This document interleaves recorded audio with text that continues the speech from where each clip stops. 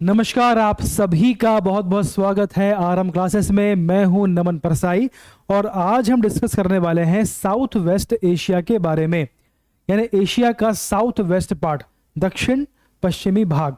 अब उनमें जो देश आते हैं तो उनमें से जो प्रमुख देश हैं उनको आज हम डिस्कस करने वाले हैं। देखिए, सबसे पहले पढ़ेंगे हम लोग अरब प्रायद्वीप के बारे में। क्या पढ़ेंगे? अरब प्रायद्वीप। अच्छा, ये होता क्या है प्रायद्वीप? ये देखिए, ये आपका है अरब प्रायद्वीप। अभी होता क्या है? ये जो शब्द है प्रायद्वीप, ये क्या होता है? ये पता होगा आपको। जब कोई स्थलीय भाग तीन ओर से जल से, पानी से घिरा हो या जल राशि से घिरा हो, उसको बोलते हैं प्रायद्वीप। बात क्लियर है? अब चूंकि ये वाला हिस्सा एशिया का ये वाला हिस्सा जो है तीन ओर से, एक एरिया ये है, एक क्षेत्र यह है, एक यहां से, तो तीन ओर से जल से घिरा है, इसलिए इसे प्रायद्वीप कहते हैं। अब चूंकि ये अरब सागर वाले क्षेत्र में है, इसलिए इसे अरब प्रायद्वीप कहते हैं। बात क्लियर है आपको? चलिए आगे बढ़ते हैं। ठीक, तो ये आपको जो हिस्सा है इसको बोलते हैं अरब प्रायद्वीप। ठीक, चलिए आगे बढ़ते हैं। अब देखिए इसमें अब क्या है। देखिए, हम जो पढ़ेंगे मैप में, सबसे पहले उसके बारे में डिस्कस करेंगे, उसके बारे में जो लिखा हुआ उसको पढ़ेंगे, उसके बाद में उसे मैप में पढ़ के समझेंगे। बात क्लियर है? तो इस प्रकार से पढ़ने वाले। देखिए, सबसे पहले ये जो आपका प्रायद्वीप है, ये विश्व का सबसे बड़ा प्रायद्वीप है। ठीक, देखो, देख पा रहे हैं आप? ये देखो आप, ये आपका है अरब प्रायद्वीप। इस प्रकार से ये देखिए, ये पूरा आपको दिख रहा है, ये पूरी यहाँ से, ये है आपका अरब प्रायद्वीप। अब चूंकि ये तीन ओर से जल से घिरा है, इसलिए इसको बोलते हैं। अब तीन ओर से कैसे? यहाँ तो आपका अरेबियन सागर है, सबसे बड़ा जो आपका सागर है अरेबियन सी, है ना, अरब सागर। यहाँ पर इसके साइड में भारत होगा, यहाँ पर पर्शियन गल्फ है, फारस की खाड़ी। ठीक, यहाँ पर गल्फ ऑफ ओमान है। ठीक है, तो मेन आपका है पर्शियन गल्फ है, ये आपका मेन है। ठीक, तो यहाँ पर पर्शियन गल्फ है, यहाँ पर क्या है? अरेबियन सी है। एक दो यहाँ पे है आपका लाल सागर। ठीक, तो जो आपका अरब प्रायद्वीप है वो तीन ओर से जल से घिरा है। पहला आपका लाल सागर है इस तरफ, वहां पर पर्शियन गल्फ है, और नीचे आपका है अरेबियन सी। ठीक है, चलिए, तो ये आपका हो गया। ठीक है, चलिए इसके बाद देखें आप। अब देखें इसके बाद क्या है। अब यहाँ कुछ देश हैं, जैसे यहाँ पर ओमान है, यहाँ पर यमन है। ठीक, देख पा रहे हैं आप? और साइड में देखें यहाँ पे, जिनको आज हम डिस्कस करेंगे वो देख रहे हैं। तो यहाँ पर आपका है सऊदी अरब, इस क्षेत्र का सबसे बड़ा देश अरब प्रायद्वीप का। इसके बाद में यहाँ पर बहरीन है, यहाँ पर कतर है, देख पा रहे हैं आप? ये कतर है। इसके बाद में जो आपका सऊदी अरब है, इसके साइड में यहाँ पर आपका आता है, ये जो आपको दिख रहा है ये क्षेत्र, ये है यूएई, संयुक्त अरब अमीरात। और सऊदी अरब के ऊपर यहाँ पर कुवैत है, फिर यहाँ पर इराक है, ये आपका ईरान है, ये जॉर्डन है, यहाँ पर सीरिया है, और यहाँ पर भूमध्य सागर है। ठीक, तो इसको हमने डिस्कस हमें करना है आज, तो आपके सामने टॉपिक है। चलिए सबसे पहले बात करते हैं सऊदी अरब। मेरे ख्याल से सबसे पहले आपका सऊदी अरब, तो भी सऊदी अरब के बारे में डिस्कस करते हैं। सऊदी अरब जो है, इसकी राजधानी रियाद है। ठीक, सऊदी अरब की राजधानी रियाद है, क्वेश्चन पूछा गया है। इसके बाद जो आपका सऊदी अरब है, यह बेसिकली आपका दक्षिण पश्चिम एशिया का सबसे बड़ा देश है। कौन सा? सऊदी अरब। देखिए इसके बारे में और क्या फैक्ट है। यहां पर एक मरुस्थल है जिसका नाम है रुब अल खाली। क्या नाम है? रुब। देखिए, रुब अल खाली इसका नाम है, किसका? मरुस्थल का। ठीक, तो आपका जो रुब अल खाली मरुस्थल है वो बेसिकली सऊदी अरब में है, और उसका कुछ हिस्सा ओमान और यमन में भी फैला हुआ है, कुछ हिस्सा आपका यूएई में भी इसका विस्तार है। मेन आपका जो उसका विस्तार है वो है सऊदी अरब में। ठीक, तो आपका रुब अल खाली जो मरुस्थल है बेसिकली सऊदी अरब में ही इसका विस्तार है। चलिए इसके बाद देखें। अब देखें यहाँ पे, अब देखिए मक्का मदीना यहीं पर है, पैगंबर मोहम्मद का संबंध है, यहीं पर इनका जो हुआ था। देखिए, इस्लाम धर्म के प्रवर्तक पैगंबर मोहम्मद साहब का जन्म मक्का में ही हुआ था, तो मक्का मदीना दोनों काफी महत्वपूर्ण स्थान है। तो देखो ये सऊदी अरब है, देख पा रहे हैं आप? तो सऊदी अरब में हमको जानना है कि यहाँ पर मक्का और मदीना कहाँ पर है। तो यहाँ पर रियाद है, देख पा रही है, रियाद है जो कि राजधानी है सऊदी अरब की। तो ये रियाद के बाजू में साइड में यहाँ पर मदीना है, इसके नीचे यहाँ पर मक्का है, देख पा रहे हैं आप, ठीक। तो रियाद, मक्का और मदीना मिल गया आपको, और मक्का में ही इनका जन्म हुआ था, किनका, हजरत मोहम्मद का। अब देखते हैं इसके आगे क्या फैक्ट है, उसको फिर मैप में टेस्ट करेंगे। क्योंकि जेद्दा यहाँ का प्रमुख शहर व बंदरगाह है, सबसे बड़ा, मतलब कि सऊदी अरब का सबसे बड़ा बंदरगाह है जेद्दा, ठीक, और ये प्रमुख शहर भी है। तो भी देखो, अभी देखा था हमने कि भैया यहाँ पर रियाद है, ये रियाद है, राजधानी है, साइड में यहाँ पर भैया मदीना है, इसके नीचे मक्का है, और इसके बाजू में यहाँ पर जेद्दा नाम का शहर है, और यही सबसे बड़ा बंदरगाह है सऊदी अरब का। इसको आपको ध्यान रखना है, क्वेश्चन बन जाता है कि भाई जेद्दा बंदरगाह का संबंध किस देश से है। चलिए, इसके बाद में जो सऊदी अरब में जो तेल क्षेत्र है, जो ऑयल रिजर्व्स वाला क्षेत्र है, उसकी बात करते हैं। देखो भैया, यहाँ देखें, यहाँ पर कुछ बहुत सारे हैं, लेकिन कुछ मुख्य जो है वो है आपका अलखावर, सबसे पहला यही है। इसके बाद है अब केक, फिर है दम्माम। तो तीन इसके मुख्य इसके जो तेल क्षेत्र हैं कौन कौन से, अलखावार, अबकेक और दम्माम, ये आपको याद रखना है। इसके बाद है रास तनूरा, मेरे ख्याल से इस तरह पड़ता है, ये साइड में यहाँ पर आता है, आपको जो कुवैत से लगा हुआ यहाँ पर, यहाँ आपका आता है रस तनूरा, सॉरी रास तनूरा। इसकी बात करें तो रास तनूरा, जो आपका रास तनूरा है, ये सबसे इसमें खास बात है कि सबसे पहली बात तो यह है कि जो यहाँ पर जो तेल का विशाल भंडार है, कहाँ पर, जो आपका रास तनूरा है, यहाँ पर तेल का विशाल भंडार है, काफ़ी अच्छे रिजर्व्स हैं।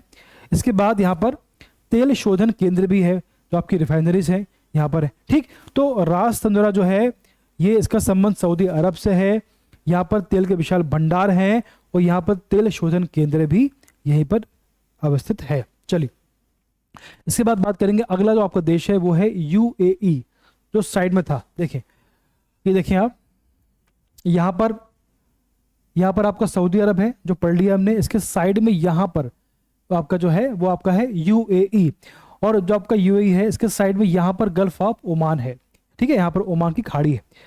तो आपका जो यूएई है वो बेसिकली ओमान की खाड़ी से घिरा हुआ है। देखो, इस प्रकार से यहाँ पर ओमान की खाड़ी है, इसको पूरा कवर किया हुआ है, देख पा रहे हैं आप, ठीक, ठीक है। चलिए, अब इसके बारे में देखो क्या फैक्ट है। संयुक्त अरब अमीरात इसका नाम है, तो भी इसकी राजधानी है अबू धाबी, इसकी राजधानी अबू धाबी है, और ओमान की खाड़ी पर ये स्थित है, ये डिस्कस कर लिया हमने। चलो, अब इसके बारे में फैक्ट और भी है। ये 7, देखो, जो आपका ओमान, जो आपका यूएई है, तो जो आपका संयुक्त अरब अमीरात है, इसकी स्थापना कैसे हुई इसके बारे में पढ़ रहे हैं।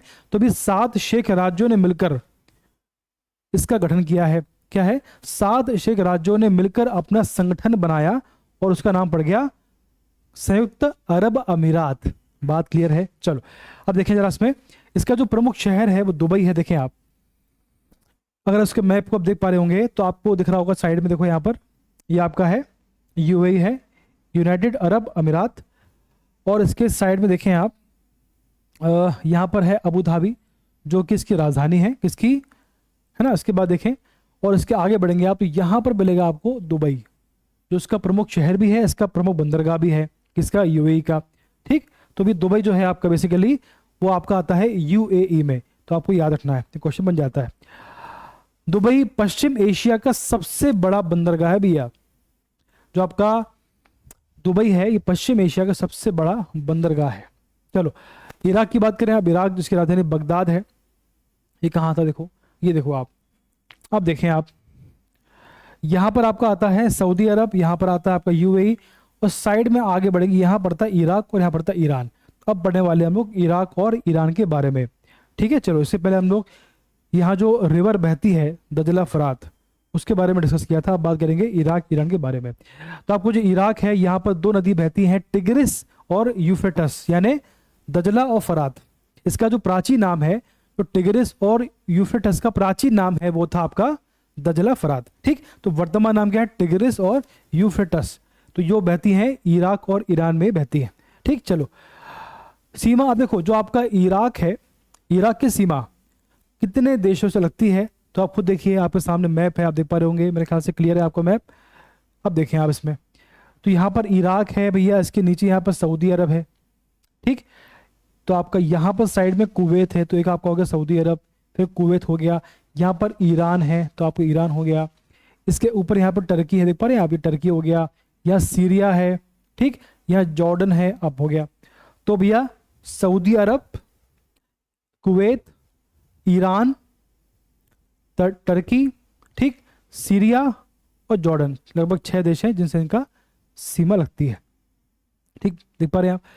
इसके बाद देखिए मेसोपोटामिया सभ्यता, देखो जो दजला फरात नदी है, जो प्राचीन नाम है इनका, बेसिकली उनका जो आप देखेंगे तो कहाँ से बहती हैं वो, अगर आप देखें, इसको थोड़ा जूम करते हैं अपन लोग, एक बार देखें, ये आपका आगे इराक, ईरान, देख पा रहे हैं आप। चलो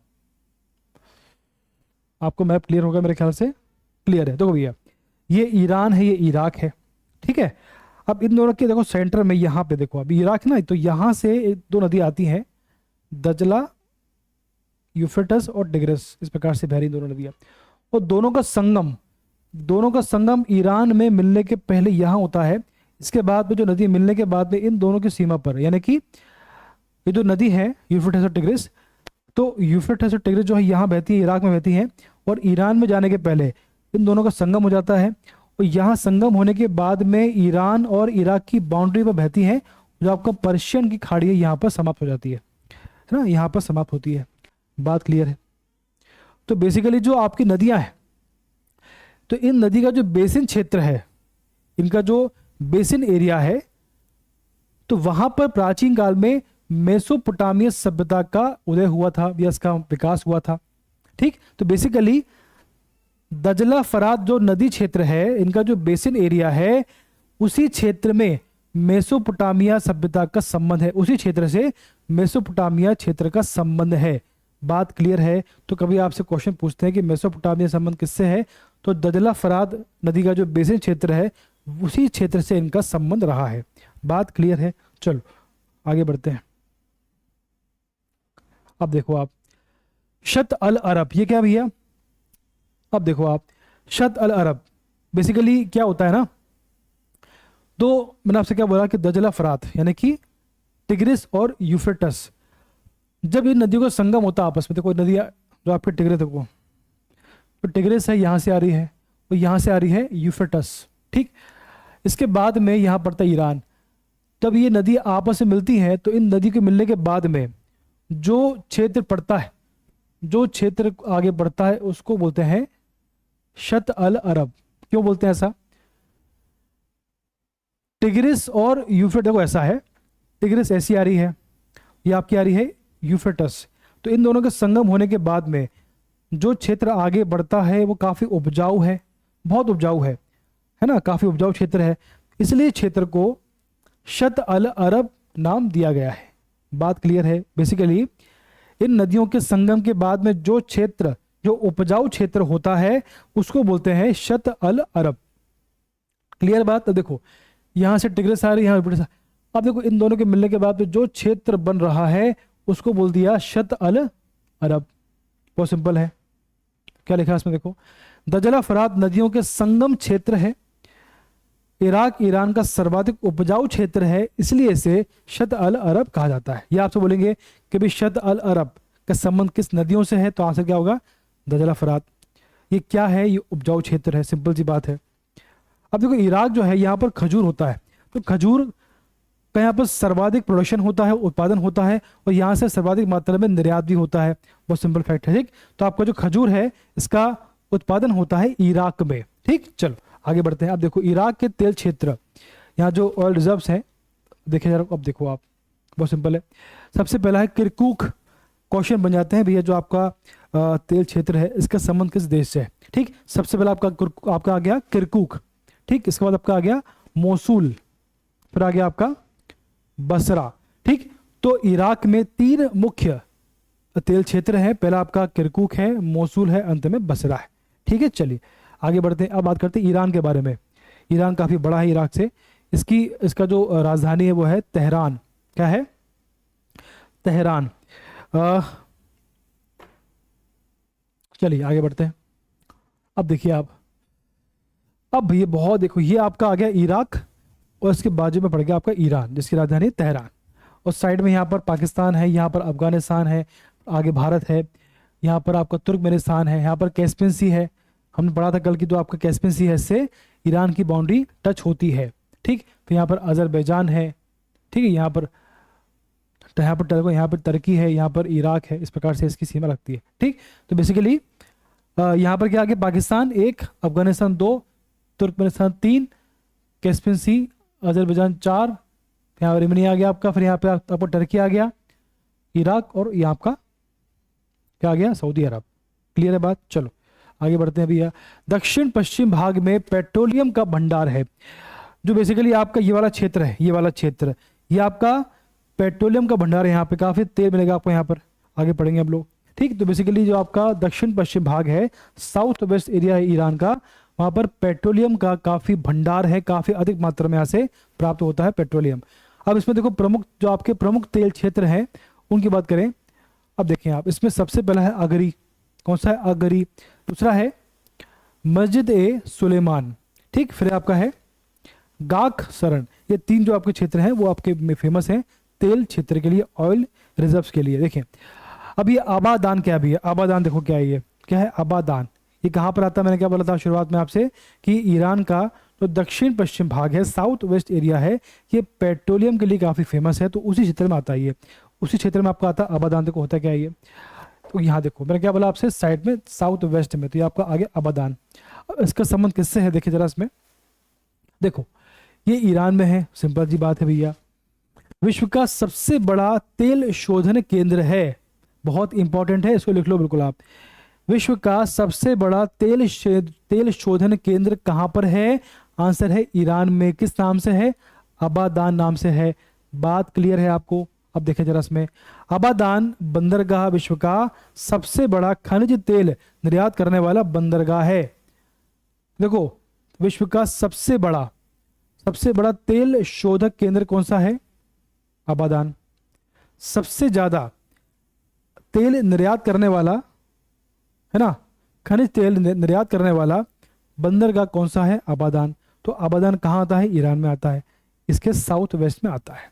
क्लियर? चलो अब आता है टर्की, यानी कि तुर्की, इसको 2 भाषा बोलते हैं, टर्की बोलते हैं, तुर्की भी कहते हैं इसको। अब देखो आप, यहाँ हमने पढ़ लिया, यह आपका आ गया इराक, ईरान, यहाँ सीरिया आ गया, और यहाँ आपका आ गया टर्की, है ना, टर्की आ गया। अब देखो जरा इसमें खास क्या है, इसमें जो आपका टर्की बेसिकली, ये आपका जो आपका टर्की है, देखो ऐसा इसका है, तो इसके टर्की के इस तरह देखो यहाँ पर, ये इसका भाग जो है ये आपका आता है एशिया में, और उसका कुछ पार्ट जो है इस्तांबुल वाला पार्ट, इसका जो देश है इस्तांबुल, तो उसका कुछ भाग आपका आता है यूरोप में। किसमें आता है, यूरोप में आता है। टर्की एकमात्र ऐसा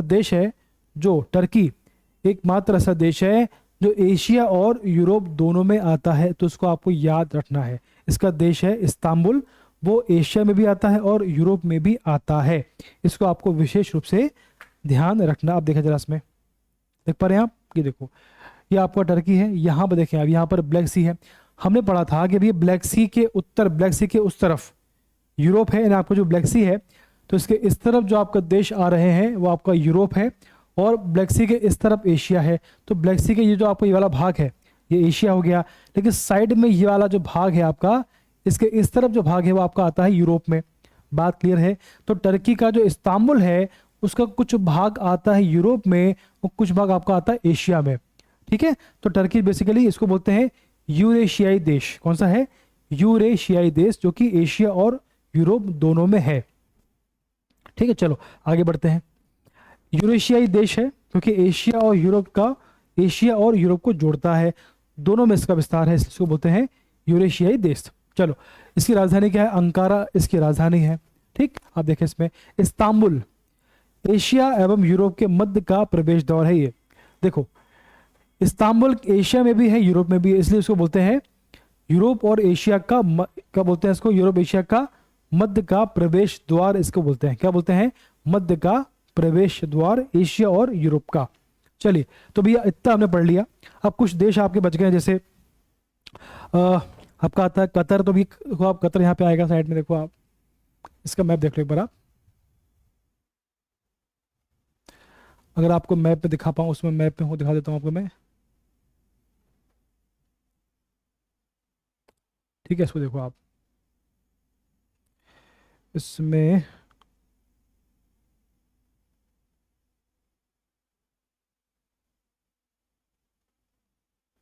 ये देखो आप कतर इसमें है।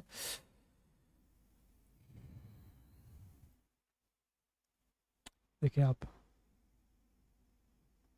ये देखो आप कतर यहाँ पे दिख रहा है आपको, ये आपको सऊदी अरब है। यहाँ देखो आप, यहाँ पे देखो ये कतर है, ये है कतर, ठीक। यहाँ पर आपका यूए है, यहाँ पर यूएई है, यहाँ पर सऊदी अरब है, साइड में आपका आता है कतर। इसकी राजधानी है दोहा, इसकी राजधानी दोहा है। इसमें काम का यही है, बहुत काम का नहीं है। और इसका आसपास क्या है, इसके आसपास है आपका बेसिकली पर्शियन गल्फ, ठीक। इसके बाद भी यहाँ पर आता है, यहाँ पर आता है सीरिया, ये आपका सीरिया है, ठीक। तो आपको जो सीरिया है, इसकी राजधानी क्या है, इसकी राजधानी दमिश्क, इसकी राजधानी है क्या है, दमिश्क इसकी राजधानी है। और यहाँ पर जो मरुस्थल है वो उसका नाम है सीरियन मरुस्थल, यहाँ फेमस है, ठीक है। तो आपको जो वैसे सीरिया है वो बेसिकली इराक और आपका जॉर्डन, तो जो आपका सीरिया है वो इराक और जॉर्डन के बीच में आता है, क्लियर है। तो आपका सऊदी अरब और के मध्य में आता है, ठीक है।